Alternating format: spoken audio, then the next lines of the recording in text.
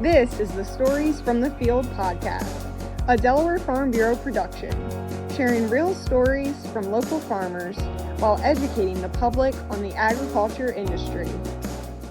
Thank you for joining us here on the Stories from the Field podcast. I am your host, Macy Carter. I am co-chair of the Delaware Farm Bureau Promotion and Education Committee. Featured on this episode today is Megan Bishop, part owner and operator of Bishop Farms, which is a grain operation located here in Felton, Delaware. Her parents, Dale and Donna Bishop, began their journey with Bishop Farms in 1990. Their roots in agriculture do run deep, as their daughters have stayed closely connected to the farm in some way. Megan works side by side with her father on the farm with the daily operations, book work, and manages custom baling in the summer months. Thank you for joining us, Megan. Yeah, absolutely. Happy to be here. Thank you. So just tell us a little bit about your family operation. Like, what do you do, how you started? So, well, my dad started. He farmed with his family. They had a dairy operation. And then he split from his two brothers and went out on his own and started a couple of custom application business and rented a couple hundred acres on his own. And then he had 3 daughters. So I remember when I was about 12 years old, he came and got me and said he needed some help mowing corn stalks. And he put me in a tractor and I just started going. And ever since, I don't think I've left. Wow, so, that is great. That's how it all started. Yeah, I did go out a little bit on my own and tried a couple different things. I went to college and then I had a couple off the farm jobs, and then I came back at 22, and I've been here full time ever since. So that's great. Yeah, that's a wonderful story. Yeah. Are you the oldest? I am the oldest. Yeah. Gotcha. That's and great. It's funny because each of my sisters, my middle sister Logan, she has a big part to do with our operation too. She's actually she works for a chemical and fertilizer company. Nice. But she does all of our nutrient management planning, and I mean, we could not function without her. She is right. a big part too. Part of it. Yeah. That's awesome. And then my youngest sister, she just recently started her own marketing business, and yeah, so we're hoping to get her a little closer to the farm. Yeah. At some she can point, help market the farm maybe. Yeah. In some ways. Yeah. That's great. So I guess you kind of answered this, but was farming something that you always wanted to do, or you just kind of fell back into it? Yeah, it's really been in my blood. I feel like I've never really seen myself doing anything else other than farming. And sometimes when I get a little, let's say, tired of it, yep. I just take a step back, take a break. But once I get back into it and we get in the field in the spring, I just can't see doing anything else. So that's great. Yeah. And I like that you also took some time to explore other jobs and had that experience and then decided to come back. Mm-hmm. So that's great. Yeah. So I guess give a little bit of background on what you grow, what you have here on the farm for people that maybe don't know grain operations as well in the hay baling. We start with a good soil sample first. Got it. Soil sample, and that's usually in like the winter when it's slow. You try to take it in the fall. In the fall. Now, if it's been a dry fall, you kind of want to wait a little bit and get some. You don't want to take it when there's a drought.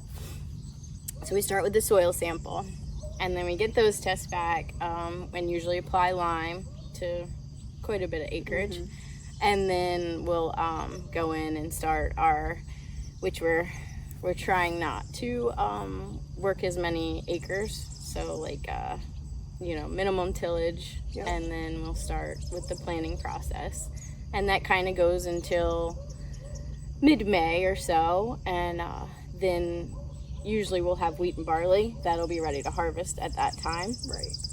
And that's where the straw business comes in. Got it. Yeah, so we sell all of our straw. I work for a company, Longview Farms, out of Galena, Maryland.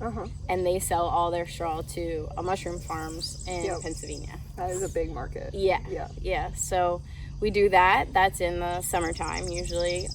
It ranges till anywhere from June 1st to mid-July. We get a little bit of a break, but like my dad, he has a hard time saying no, so he does everything. He just has his hands in everything, I feel like, but he stays very busy. So we'll have a lot of spraying in the summertime. And then he starts chopping silage for dairy farmers. Got it. In August, like mid to end August, he starts that. And you outsource that? So he has his own harvester. Okay, nice. Yeah, and then another family farm, the Colliers, they actually provide the trucks. Great. And we have about 5 dairy farmers left, I think. Yeah. They're dwindling away fast. Very much. Yeah, so he does that until we get ready for harvest in the fall, which is when we harvest our corn and soybeans. Right. And then we start the process all over again. Yes, it's just a yearly cycle. It and, is. I'm sure once you've done your first year, you can kind of, how things go. Yeah. It's, I will say it is a repetitive process, but every year is completely different. So that is true. Yes. I'm sure there are many hiccups and good things and bad things that all come with the farming life. Many. I know, like this year was very, it was very wet, and then we had started we do a lot of cover crops. So we started interseeding some cover crops into our corn, which I was super excited about. And this year, because of the rain, I couldn't get it done, and then the corn got too tall. So it was too late to plant it. It was too late. So it was a little bit frustrating for me, because it was like, what if this is just, nothing's going as planned, basically. And then me baling straw, I actually was a week later baling the straw, so it was just everything was running when together. It's wet. Yeah. But you're at the mercy of the weather. Yeah. So even at 38, I'm still learning. Yes, every day, learning. and that's something I try to do too, is take something new every day. So, but what conservation practices are you guys practicing to be good stewards of the land? So we do a lot of crop rotation. We try to rotate our crops every year between our different acreage, and a lot of cover crops. I can't say enough good about cover cropping. It's helped us tremendously, because in our area of Kent County, it's very different soil types and a lot of poor drainage. And with using cover crops, it definitely helps infiltrate that water, and we've only seen positive impacts from it. So that's great. Yeah. Can you just explain real quick what a cover crop is for people that don't know? Just puts a base out there to keep something growing all year, and helps keep the soil healthy. That's great. That's the main thing. So you usually plant that in the fall after harvest? Yes. Okay. Yep. Got it. That's great. Now, we've kind of also touched on this, but farmers do face a lot of challenges. We talked about the weather and the economy right now. What do you think is the biggest challenge that farmers face today? Today I would have to say the increase of population in our area. It's probably the traffic is very, very difficult, and especially the amount of farmland that's left in our area. We have to travel a little bit from farm to farm. We have been very fortunate in our area to keep most of our farms together, but with doing the custom application work, we have to go east a lot, and crossing 113, Route 1. High traffic roads. Oh yeah. Yeah. And people just don't understand or respect the equipment or anything. So it's very stressful to leave in the morning and just not know what you're gonna face that day. Yeah, I can't imagine. Yeah, I know Delaware Farm Bureau has really tried to increase their tractor safety and just making people aware of it that aren't aware of it. So I'm glad that you brought that up, because it's a serious thing. It definitely is. Yeah, you want to get there safe. Yeah. So what are some ways that you maybe manage your risk and make smart decisions for the farm? I guess one of the things you talked about was, taking soil samples, assessing, the ground and what is needed before applying anything. That's just smart resources. But is there anything else? Well, I would say we work pretty closely with our accountant during the winter months, and kind of get an overview of what we have going into that year. Honestly, even the year before, we're always working a year ahead, really. We're always looking into the next year.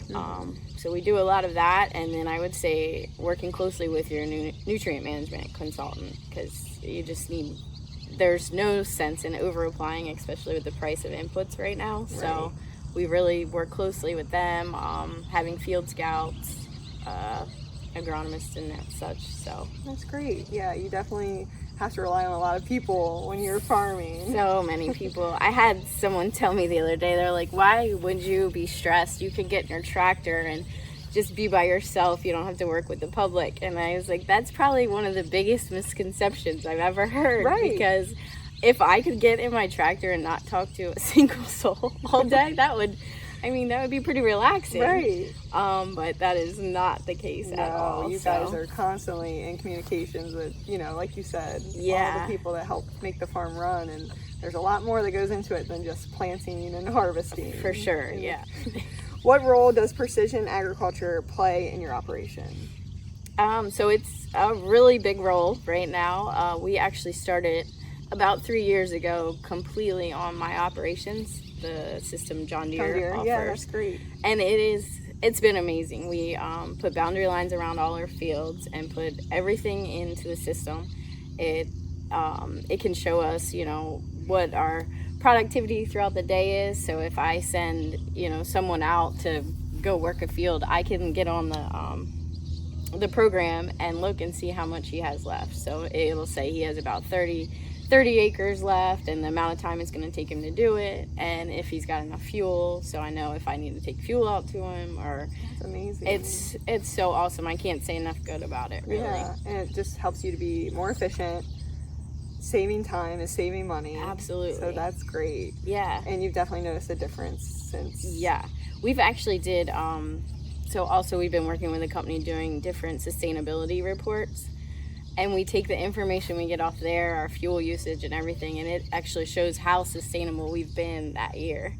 So it's that's a hot topic. Yeah. The sustainability piece. And it's really cool to see that you're actually doing all that you can for the environment. Like we're not doing anything that that's not going to benefit the environment. So. Yeah, I think that's another common misconception, which kind of leads to my next question. Yeah. What is maybe a common misconception that people have about grain farming that you wish the public knew? Well, yeah, probably that we would not do anything to harm anyone or put anyone's children in harm's way, anything like for our food. Like I would say, really make sure that we are sustainable in all our efforts to lessen inputs, and we're not going to put something on your table that we're not going to put on ours. Right. And I just look at the generations coming up, and it's like we just want to make it better here, and every acre we need to utilize because they're not making any more. Mm-hmm. So yeah, just think about how many years that you've tilled this land. Yeah. And how it's worked for all those years. Nothing's changing. You have to do the right thing year in, year out, or you wouldn't have the future. Absolutely. Yeah. And technology is really helping that too. I mean, we've came so far with that, and it's just we're doing a better job, if anything, at just making the environment better. That's right. Yeah. You didn't have technology before, and now you can really see the impact you're making. Absolutely. And make sure that you're being sustainable, you're following the practices. Yeah. I definitely think we need a more positive light on farmers. Absolutely. Today. Yeah. I guess we'll switch it a little bit and talk about the Delaware Farm Bureau, how you became involved. What does it mean to you? Yeah.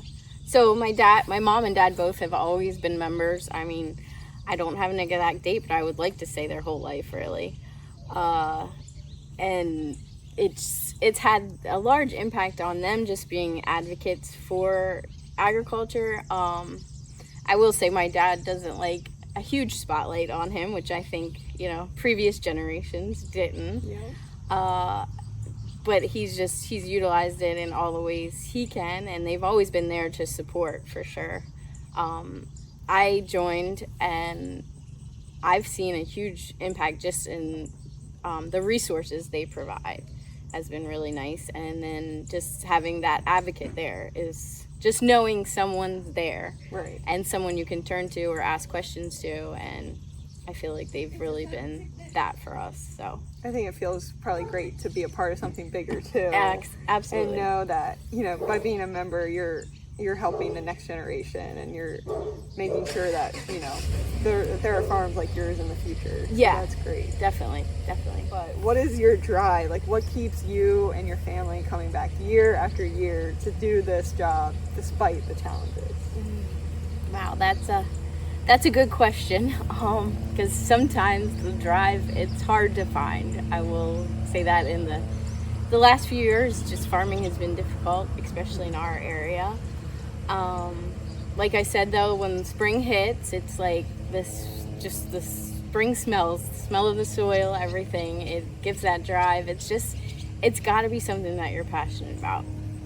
And I think the passion is what keeps us going, looking at future generations and wanting them to know that, what farming can do for you. Like, just all of it. Obviously, we need food on our table, and we need people to grow that food. And I would like to, just hopefully pass that on. So I guess looking at my children and just hoping that they can understand that how good this life's been to me, how good it was to my parents, and it's going to have hardships just like everything else, but someone has to keep it going, and there's not enough of us left to do that, so we have to keep it going somehow. Yeah, it's a hard truth. Yeah. But yeah, I think you can take pride in what you do. Yeah. And I'm sure it's great, at harvest time, looking back on a good year. Oh yeah, it is. And I think that's probably my most favorite time, is after we get